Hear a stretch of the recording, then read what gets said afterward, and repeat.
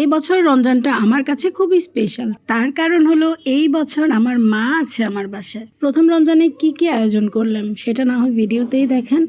আসসালামু আলাইকুম everyone, welcome to my channel. কেমন আছেন আপনারা? আশা করছি সবাই ভালোই আছেন। প্রথমেই সবাইকে জানাচ্ছি পবিত্র মাহে রমজানের অনেক শুভেচ্ছা। রমজান মাস আসলে মনে আলাদা একটা শান্তি লাগে। মনে শান্তি থাকলে যা হয়, কোনো কাজেই তো খারাপ লাগার কথা না, তাই না? এই তো দেখেন বিকেলবেলায় রোজা রেখে এই সময়টাতে এত এত রান্না করি আমরা মেয়েরা, তাও যেন কোনো কাজেই অলসতা লাগে না। আমার লাগে না, আমি জানি না কার কেমন লাগে। এই সময়টা এরকম রান্না বান্না করতে খুবই ভালো লাগে, কারণ রোজা ছাড়া দেখা যায় বিকেলবেলা তো রান্না করাই হয় না, সকালে আমরা রান্না সেরে ফেলি। এদিকে কথা বলতে বলতে আমি কিন্তু বুট ভুনাটা বসিয়ে দিয়েছি। পাশের চুলাতে আবার একটু গরুর মাংস রান্না করছি, কারণ আমার ছেলের বায়না হলো আজকে সে গরুর মাংস দিয়ে পোলাও দিয়ে খাবে। তাই তো ভাবলাম ছেলেটা যেহেতু বায়না করলো আর আজকে প্রথম রোজা, তাহলে করেই ফেলি, সবাই মিলে খাওয়া যাবে। এই তো আমার বুট ভুনাটা কিন্তু একদম শেষ পর্যায়ে। আমি একটু আলু চটকে দিয়েছি, এখন একটু মাখা মাখা হলেই নামিয়ে ফেলবো। অন্যদিকে আমি ভাজার আইটেমগুলা রেডি করে নিচ্ছি। আমি বরাবরই চেষ্টা করি ইফতারের 20 থেকে 25 মিনিট আগে ভাজার আইটেমগুলা ভাজতে, তা না হলে ঠান্ডা হয়ে গেলে আর ভালো লাগে না। আমি প্রতি রমজানে এমন করি, অন্য রান্নাগুলো আগে সেরে ফেললেও ভাজাটা একদম শেষের দিকে করি। এই বছর রমজানে আমার মনটা একটু বেশি ভালো, কারণ আমার মা আমার বাসায় আছে। অনেক বছর পরে রমজানে মাকে কাছে পেয়েছি, তাই তো সত্যি আমার মনটা খুবই ভালো। গত রমজানে শাশুড়ি মা ছিল আমার বাসায়, আর এই রমজানে আছে আমার নিজের মা। তবে হ্যাঁ, শাশুড়ি মাকে কিন্তু সত্যি খুবই মিস করি। পেঁয়াজগুলা ভাজা শেষ করলাম, এখন আলুর চপ আর ডিম চপটাই শুধু ভাজবো।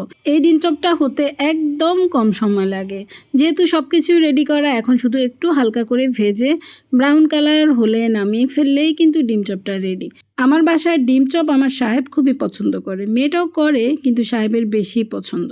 আমার বাসায় ভাজার এই আইটেমগুলো প্রতিদিন কিন্তু করা হয় না, হয়তো 30 দিনের মধ্যে 3 থেকে 4 দিন আমরা খাই।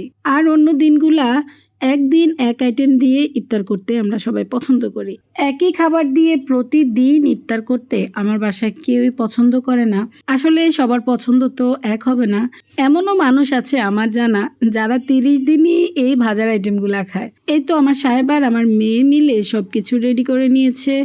ওরা থাকাতে আমার আর এদিকের কাজে আসতে হয়নি, আমি কিচেনের কাজগুলাই সেরেছি। আলহামদুলিল্লাহ, এই হলো আমাদের প্রথম রমজানের ইফতার। খুব সুন্দরভাবে প্রথম রমজানটা কেটে গেল।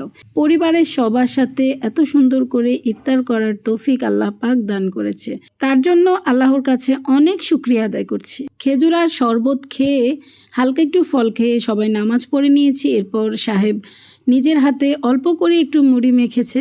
আসলে খাবো না বলেছি, কিন্তু সাহেব বলল যে সবাই মিলে খেতে ভালো লাগবে, অল্প করে একটু মাখি। আসলেই সত্যি কথা, সবার সাথে মিলে বসে মুড়ি মাখানো খেতে খুব ভালোই লেগেছে।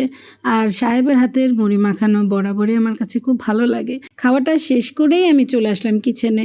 ওই যে বললাম, আমার ছেলের বায়নাই ছিল আজকে মায়ের হাতের পোলাও খাবে, তাই তো মাংসটা তো আগেই রান্না করে ফেললাম। এই তো এখন পোলাওটা গরম গরম একটু রান্না করে দিচ্ছি, যেন রান্না শেষ করলে ও খেতে পারে। একটু দেরি করে রান্না করেছি, পোলাওটা একটু গরম গরম খেতেই ভালো লাগে। এই তো মাংসটাও কিন্তু আমার রান্না করা শেষ, এখন পোলাওটা হয়ে গেলে আমার ছেলেকে খেতে দিব, আর আমারও আজকের মতো রান্না শেষ। মা এমন একটা মানুষ, ছেলে মেয়ের পছন্দের কথা শুনলে সেটা না করে দিলে ভালোই লাগে না।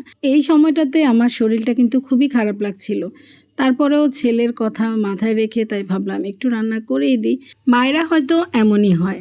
আসলে এই কথাটা সত্যি যে মা না হলে মায়ের অনুভূতিগুলো একদম বোঝা সম্ভব না।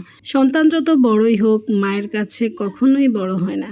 আমার মা এখনো এই বয়সে যা করে আমাদের জন্য, শুধু মুখ ফুটে একটা কথা বলতে যতটা দেরি, কিন্তু মায়ের আমাদের সামনে সেই জিনিসটা রেডি করতে আমার মনে হয় অতটা দেরি হয় না।